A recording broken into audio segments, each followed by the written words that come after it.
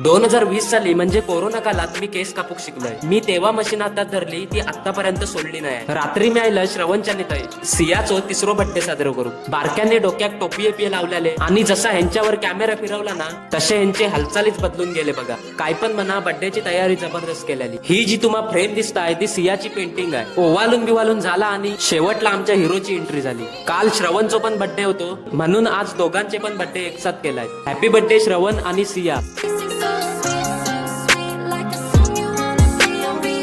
मी घराशी गेलोय, व्लॉग वगैरे काय केलो नाही. डायरेक्ट दुसऱ्या दिवशी आंघोळी करून रेडी झालोय आणि आजचा नाश्ता बघून तोंडात चवच सुटली. कारण नाश्त्यात कालवा होती. मी तर चाटून पुसून खाल्ली. आणि कोणा कालवा आवडतं कमेंट करून नक्की सांगा. त्याच्यानंतर आयला व्हिडिओची स्क्रिप्ट लिहू. हा काम पूर्ण केला आणि घराशी जाऊन बघितलं तर बाया घराशी आयला होता.